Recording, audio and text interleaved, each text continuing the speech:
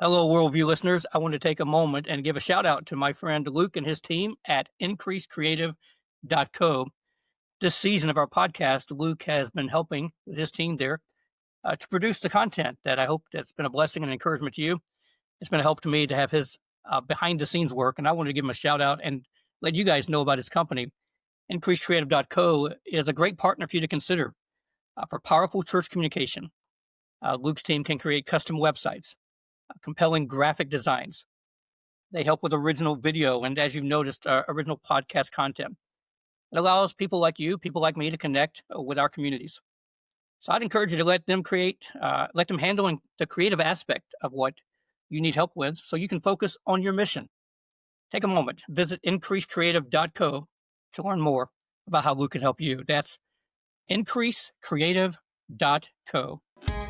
Hey there, and welcome to Worldview, a podcast featuring teaching and conversations with Dr. Mike Lester that focus on helping faithful disciples develop a biblical worldview. In this episode, we're going to be taking a break from Mike's teaching series about discipleship to feature a conversation that he had with a special guest about discipleship. Thanks for joining us, and here's your host, Mike Lester. Well, welcome everyone back to another episode here of Worldview with J. Michael Lester. I'm excited today about having a guest in studio, a friend of mine I have known for probably a decade and a half, maybe 2 decades now. Excited about what God's doing in his life. I'm excited to introduce you today to the one and only Dr. Bryan Samms. Bryan, welcome to the podcast. Oh my goodness. Thank you, Mike. It is such a joy to be here. And the truth is, I moved in December of 2008 to California. Wow. So yeah, it's now going on 17 years of friendship. And my goodness, what a great time. What a great run we had together serving the Lord in California. It was literally that season was just one of the most informative times and one of the greatest highlights. I mean, I just don't have anything but great. Seriously, people ask me all the time about my experience there, and I'm always like, man, it was great. I had great friends. I had a great ministry, guys like Luke and others that we all taught. Now we're still serving the Lord together. Plus, me, you, and Toby England were just such good friends and had so much in common, so life stage. And I mean, it was just an awesome time, a busy time, but awesome time. Yeah. And we're going on 2 decades now. So how about that? That's amazing, man. That's amazing.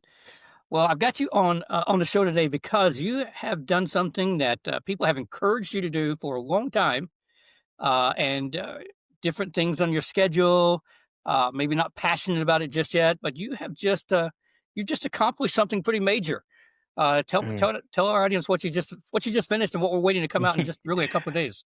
Man, it's surreal at this moment to think about the fact that I just completed a book. And, it's interesting. I was at a baptism, Mike, the other day. So I baptized a guy that was a proclaimed atheist, and he trusted Christ a couple weeks ago, wanted to get baptized right away. Baptized him at the beach last Sunday. And God used a man in our church to invite him and his wife. Then a man moved in that was his neighbor, who's a Christian author. I don't know if you've heard of Charles Martin. Yeah. Charles Martin's, nonfiction Christian writer, great guy. Well, anyways, he stepped in as a witness also. Well, anyways, Charles Martin showed up at this guy's baptism, and he's from Jacksonville. He lives in this exclusive neighborhood. Well, anyways, I got to meet him, and I was like, hey man, I just finished my first book. And he was just like so kind. He was congratulatory. He said, I can't remember if it was HarperCollins. So one of these guys is now a publisher. He said, did you know they only wrote one book? And he was just over and over and over again how amazing it is to finish a manuscript. And I just ordered several hundred author copies today because I've had so many pre-orders. It really is getting real. I mean, now I'm sharing my story, and I've always wanted to write. I mean, I'm a communicator because I'm a preacher, but I do feel like communication is a gift. And I think if you can speak and write sermons, it's likely that you might be able to have a gift of putting it all together in writing. So I wrote our family's adoption story, and the title of the book is Rescued, and it's releasing fully on September 22nd this year. I'm pumped. One of the things I enjoy about writing, Brian, and you'll appreciate this as a preacher, the Apostle Paul traveled thousands and thousands of miles in his earthly ministry, preaching, planting churches. But the reason we know about Paul today is because he took the time to write. And so when you preach today, many times you're preaching from someone else's written material that he being dead, yet speaks. There'll That's come right. a time, the Lord tarries is coming, both of us will be off the scene, but writing is a way to still keep impacting that generation with things we're passionate about. And I know adoption is Absolutely. something you've been passionate about. Oh So my goodness, man. start us from the story. Like I know we this is a shorter time. It's not like a 6 hour podcast. I know we could probably take that long, but high Mm. end, give us sort of the high end view of sort of the journey that God has walked you through, not once, but multiple times through this adoption process. Yeah, so 4 times, we've done 4 adoptions. I have 5 children. My oldest daughter, Adriana, who's now a sophomore at college, hard to believe. She was our first, adopted in 2007. Then my wife gave birth to Brent, who's just turned 13. He's at the house, obviously, as an 8th grader this year. And then we have Blake, Ashley, and Braxton, who are now currently 8 years old, 7 years old, and 5 years old, respectively. And once we got to Florida, Wow. we adopted them. So 4 out of 5 of our kids are adopted. And obviously, when that happens, adoption is your narrative. It's your story. That's how God put together your family. Every adoption story is amazing because it's all about a life transformed. It's about hope given. It's about brokenness being restored. You know what it really is, Mike? It's the gospel. Sure. Yeah. I Because the thought you'd Bible say that. says Yeah. in Galatians 4, man, the Bible says we have been adopted. And from that position of adoption, we cry, Abba, Father. And our ultimate adoption is the inheritance waiting for us in heaven. So there's such as, I look at certain things that happen with adoption, like the birth certificate. Okay, on all of my children's birth certificate, their name that I gave them, and I'm listed as their natural father, and Angie is listed as their natural mother, right on the birth certificate. So Wow. whatever past they may have had prior is totally expunged. It's nowhere to be found. Medical records, all of it is gone, and it guarantees that they are just like just like Angie gave birth to them. So in a real sense, it pictures the gospel so well. But our adoptions of I all think I 4 should kids just really came. stop right there and say, that'll preach. Oh my word.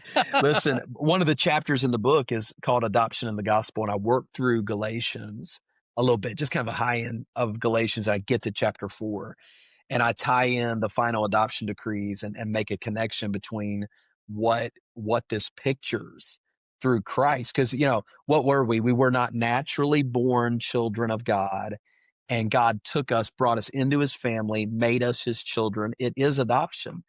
And so adoption is so gospel-esque that it's hard to miss that. And yet everybody's got a unique adoption story. There are all kinds of adoption pathways, if you will. For us, there were 2. There was one was infertility. By the time I met you, we already had Adriana. Adriana was about Correct. 1, I think, when we moved to California. But for 5 years, Angie and I couldn't have children. Uh-huh. And so God used infertility to spur us toward adoption. And then, Mike, what's interesting, when you start studying the Bible, how much infertility there is in the Bible, it's unbelievable. It's everywhere. And a lot of it is tied in with the messianic story of the Old Testament. When you really you got Sarah, you got Rebecca, you got Rachel, you've got Hannah. Hannah brings Samuel. Samuel is born in those days, there was no king in Israel. He's the forerunner of the king, just like John the Baptist was the forerunner. And how was John the Baptist? How did John the Baptist come? Right? I mean, you start looking at this, man, it is a narrative, a big narrative. And so God uses infertility. It's heartbreaking and it's difficult. Sometimes it leads to adoption, but every time it leads to absolute dependence upon Jesus and absolute standing in awe of his plan and what he wants to do in somebody's life. And so there's a chapter in the book related to infertility and Hannah. I tie it together with Angie and our story. kind of a cool little narrative. The second way it comes is in our case was through just, as the Bible says, as you have therefore opportunity, do good to all men. If you have something in the power of your hand to do it. Like, do good if you can. Like, take opportunity. And that's how the little ones came into our lives. It started with a mother who was getting ready to turn her kids over to DCF because she was a danger to them. She was a drug addict. She was an alcoholic. The kids were emaciated. The kids were Wow. abused and neglected. My son, Blake, the first meal we served him, I'll never forget this, man. He came to our house at 2. He was 2 years old. These people had strapped them into car seats, left them in bedrooms while they stayed in the living room and partied. They had no food. They would soil themselves all day long, never be changed. So when we set Blake down at our counter the first time, Wow. and he took his hand and scooted his plate over and like turned his back, like protecting the little bit of food that he didn't know if he was going to get another meal. And Blake still, you watch him, he eats still. He's 8 now. He still eats very fast. And is always, and he's skinny as a rail. It's crazy. You'd think the kid be 100 pounds and he's supposed to be 60 pounds, but he's just he's still got that little bit in him where he didn't know where his next meal was coming from. And God just broke our hearts, man. We were like, man, these kids need Jesus. They need love. They need parents. And an opportunity came for the birth mother to decide she wanted us to just keep them permanently. And what were we going to say, man? We were in love at that point, and we said, absolutely. God gave us this opportunity. Let's walk through it.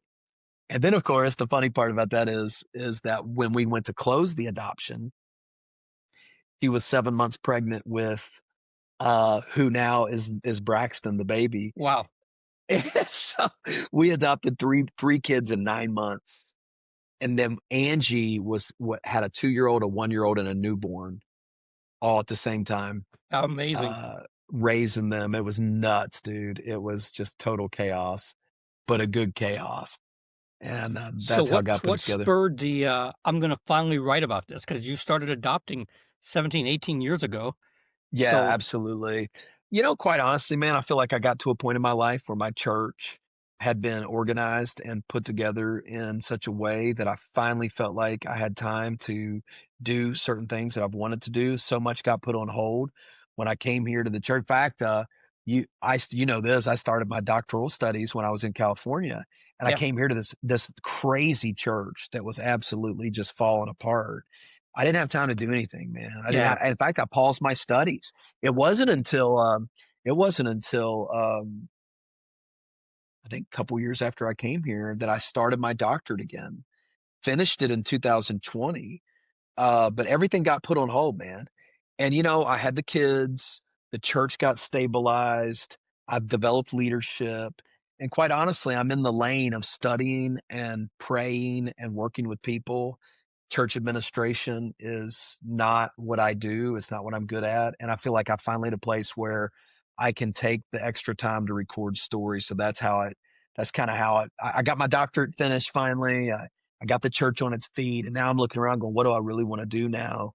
And writing is now I'm on the forefront, finished the book, and I've got a few other projects in the hopper. So that's kind of what Loved it. gave. I was going to ask if this was a one and done, or should we look for more?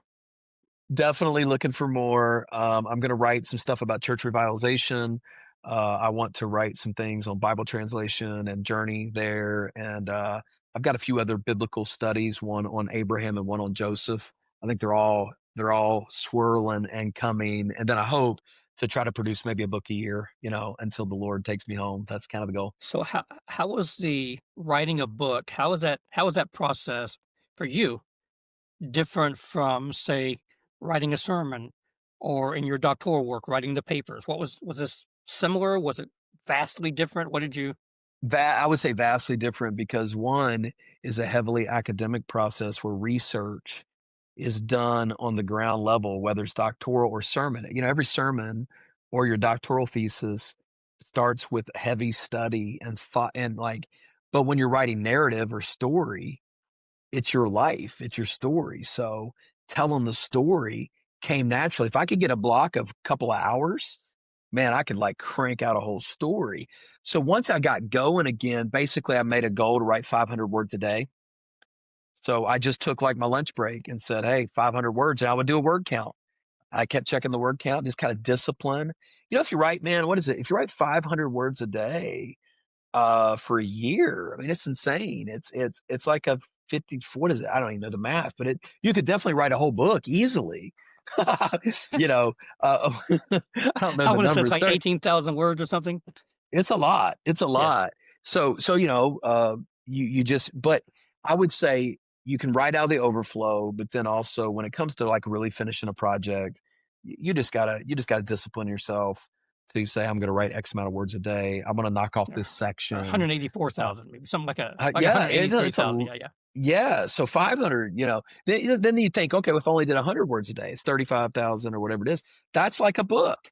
100 words is not a lot if you're a preacher. I mean, to just sketch out a paragraph, 2, 3, 4 paragraphs. So once the ball got rolling, and then of course, probably the thing that really snapped is when I tied the book together with biblical narrative. So there's a section about Hannah. There's a section about one of the chapters is entitled "God Made Me Laugh." So it's about Sarah and Isaac. There's a whole story about Ruth and her. I mean, not Ruth. I'm sorry, Esther. No, Esther was adopted. Esther was adopted by Mordecai, and her. So I write about that and basically the world impacting possibilities of adoption. So I love it. once I started tying in biblical narrative, then it really just snapped together and kind of rolled. So So when I think about writing or I think about reading books, I think everybody loves a good redemption story. mm, Just like here's somebody whose life was heading in one direction. God in his providence, God in his mercy, God in his grace rewrites the story. So by the mm. time you get to the end of it, we're all cheering.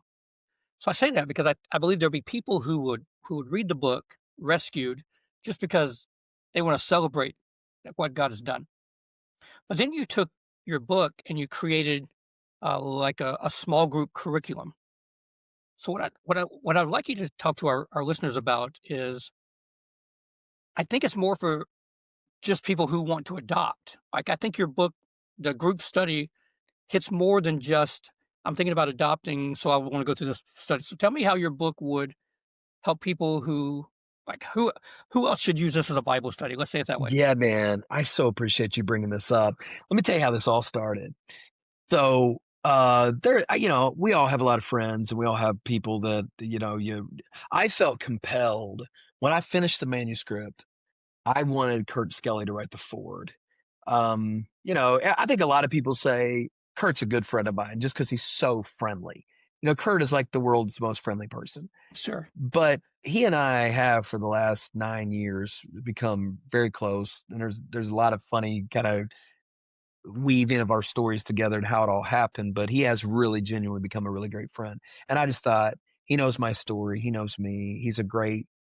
So I asked him to write it. Well, when he sent back the forward, first of all, he called me before he sent me the forward, and he was just like laughing. He said, "Bryan, I just can't believe this story is so powerful." And then he said this. He said, "This is not an adoption story." He said, "This story is so much bigger." So in the forward, he talks about how that we will quickly, when you read this book, you are going to quickly realize this is much more than an adoption story. It's a story about God. It's a story about the gospel. It's a story about miraculous answers to prayer. It's a story about faith. It's a story about God's great provision. And all of a sudden I'm going, and then he told me this. He said, "Bryan, you have got to make this a Bible study because it's so much bigger." So I would say my answer to your question would be, do you have something you're praying about? Have you ever been faced with a decision to step up by faith and need God to step in? Have you ever longed with something that you're missing, aching, wishing for? All those elements get hit. Infertility, just the gospel. I mean, man, just like Dunn is so clear with the gospel I think it's chapter 5 of my book. Yeah, the way I start the book, that chapter, Mike, is this. You probably didn't know this, but I'm adopted too. That's the opening line. And I go into my salvation testimony and give the gospel and tie the whole thing together. So there is actually a gospel. This would be a great gift to say, "Hey, I'm gonna give to my friend that's unsaved." They're gonna get caught up in the story because it's so cool. but then they're going to read that whole chapter about Jesus changing my life and Jesus adopting me. And then the other thing is there is some challenges to the modern Christian about, sacrifice and giving and vulnerable people and needy people and, directing our resources there. So what we did with the study is we basically took the chapters, the introduction all the way through the conclusion, and formed an 8-week Bible study course where I talk through the biblical accounts and give some biblical principle. And then for 15 minutes, and then it comes with 8 PDF lessons that people can talk through. If you have a moderator like in your church that could show 15 minutes and then talk through it.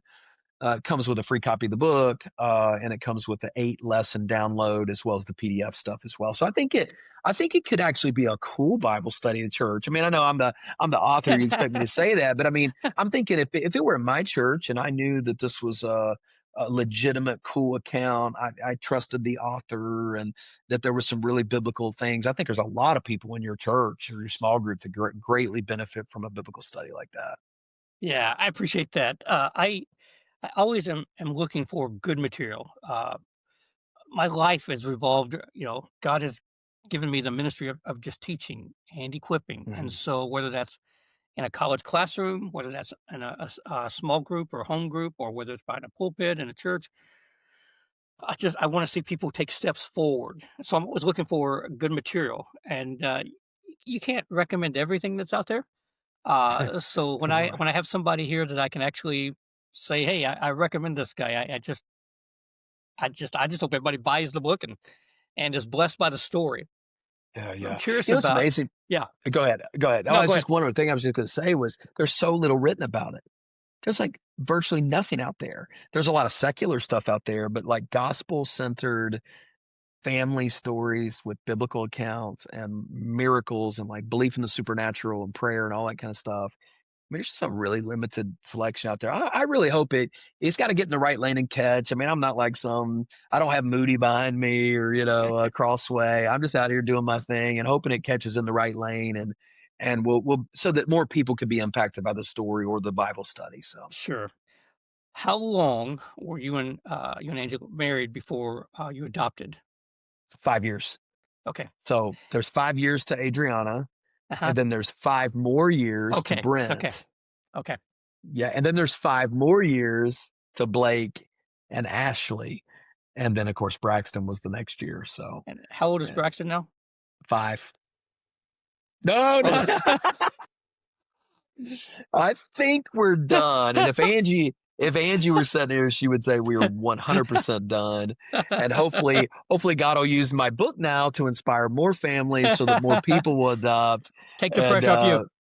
absolutely. I mean, I think we'd have a hard time at this age going back to the diaper thing. But I also, man, I just love it. I've had multiple conversations with people who've gone into the journey. I'm not saying we were the reason why, but certainly major conversations were had. And I think that's been one of the beautiful things about adoption, Mike, is trying to, I love the title of your podcast, Worldview. I mean, these conversations are trying to push a biblical worldview, a Yeah. worldview that says life matters, Yeah. and a Yeah. worldview that says Christians could do something for the vulnerable and the orphan because it's right there in the Bible. What is pure Uh, religion, Brian? What I Oh think my James said. goodness, isn't that amazing? So that's New Testament, very clear. Then you got all the. There's so much in the Old Testament. I don't know if you just take a jog through the prophets as an example. What was one of the absolute biggest beefs, if you will, that God had with Israel through Micah, through Isaiah, through some of these prophets? It was their lack of care Yeah, it wasn't the for. false gods. I mean, that was part of it, but that wasn't what was getting the hammer as much.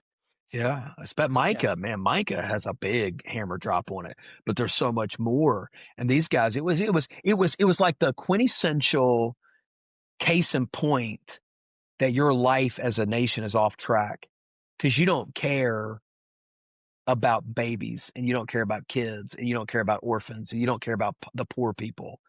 It's a pretty strong case to be made for social type action. I say that and people get all up in arms about. So I'm not talking about the social gospel people. Sure. I'm talking about social action. which our life, according to James, should be faith-filled action. Faith-filled action. And I just can't think of anything that is more faith-filled and more action than adoption and foster care and that sort of subject. So Yeah. So as a preacher, Bryan, what I'm mhm. curious about, how has this journey affected the way you preach biblical truth? How would you be different today if you'd never gone through the process of adoption? Listen, man, I know there's times in my life where I say, God, I believe, but help my unbelief. I know there's those moments, but I can tell you definitively when my back gets up against the wall and people in my church, their back gets up against the wall, there's a whole lot of exhortation behind me that says, man, I know God can do this. I remember a couple years ago, I think you were there, Mike. I think you were there at the End the Gospel meeting in Orlando. I spoke one time. I think you were there when Hmm. I spoke on fasting and prayer. Hmm. I was there. Uh, you remember at the end of that, I told everybody about a challenge that we were facing as a church. Okay, within 9 months of that message I preached there, we were praying for $100,000. Our church is young, man. Our church, the fastest growing group in our church is 20s, people in their 20s. They don't have any money. They've never been taught to give. It's crazy. I mean, we just don't have big money church. And we needed $100,000. Our ACs were breaking, and God provided. It was over $137,000 in a Huh. very unique situation. We had fasted and prayed, and the title of the chapter with Adriana is Lord, I Need a Miracle. And if there's one thing I've learned through all this is that God is a wonder working God. And I still believe in miracles. I still believe in answer to prayer. I believe he can do anything. And I think it's inspired my faith. And that's one real angle in the book that I would hope people would really take away. We all will face those moments. So there's that. But then there's also the empathy of other people Yeah. that I can set. In fact, just before we got on the air today, there was a lady that came to see me, and her marriage is really in trouble. And and my posture is always, God can do this. God can do this. He's done it before, and I can stand here and say. So I think, man, and then also, man, as it comes to infertility and the struggle and the agony of all this, it just makes you a much more empathetic person, to be able to say, "Man, look, we've been through some stuff like this." So I think there's empathy. I think there's a gigantic faith in the miraculous, and of course, I'm so obviously so pro family. I mean, man, I am like, I'm just going to push family. I'm just going to push kids and encourage God's design to fill I'm not, I'm preaching the choir here with your five. Those of us in the 5 kid club, man. I mean, it seems like so unusual today where 50 some years ago it wouldn't have been very unusual. Yeah. But I think we're living in a day where we have self-centered people. We have self-centered Christians. I've met Christians who've literally told me with a straight face, we don't believe God wants us to have children. And I've looked right back at him and said, I believe God does. And they don't always take that well, but I'm not in a position where I'm going to try to make people feel comfortable with non-biblical ideologies Sure. when we have literally thrown our lives into how much we believe in the family and how much we believe in kids and how much we believe in parenting and the fruit of the womb and all that stuff. And we believe in that. So we're And pretty it's not just family. a miracle. Yeah. It's not even just a miracle of God providing the opportunity to adopt, but your story also, and I hope you get. I don't know if you get into this book or not, but the way God provided the finances for you to adopt Oh, oh my word. over and over again. Yeah. Do you cover Over and that? over again. I do, man. You guys need to Yeah. read chapter 2. If you only get the one chapter, read chapter 2 because chapter 2 is about Adriana, and Adriana's story is bananas, man. Her story is so bananas. Here's the short of it. We had 8 weeks when we found out about Adriana, and the birth mother looked at us and said, "We want you." We had 8 weeks. We needed it turned out to be over $30,000. In 2007, I didn't make there wasn't $30,000 on my W-2, You were in and evangelism at the time, right? I was in evangelism. We Yeah, were yeah, yeah. broke. Oh, we were broke. I worked in camp ministry in the summer, evangelism fall and spring. We were so broke. We didn't have a house. We had no money. The first time the lawyer said that I engaged a lawyer, he said, I need a $7,500 retainer. And I said, well, like when? And he said, well, just today will work. And I hung up the phone and said, God, I don't have $7,500. And to watch what God did, I'm not going to say it all because you need to pick up the book, but it's crazy. The way that God supplied that, every penny, Mike, every penny. I did not pay one penny out of my pocket for Adriana, not one penny. Yeah. All of it supernaturally. Some of it was anonymous. The way it all came together, man, is a story in of itself. So I can't wait to share it with everybody. So we've talked about the book, Rescue. So tell us how to get it. Tell the listeners how to find it. Yeah, man. So right now, I don't know when your episode's dropping, but right now, because it's in pre-order phase, www.bryansams.com/rescued. That's where you can pre-order a paper copy. If you're more into Kindle, you can right now go to Amazon Kindle, search Rescued Bryan Samms in the search bar, and you can pre-order the Kindle version right now. And that drops officially for order on September 23rd, which is Monday morning. But you can pre-order, and if you pre-order now, I'll mail you the book on September 23rd. It'll be right at your doorstep by the end of that week. So, and what about that's where you can check it out. The video lectures, Bible study? Yeah, go bryansams.com/rescue. You'll see it there as well. Okay. Right now in pre-order phase, you can get a slight discount, about a 20% discount.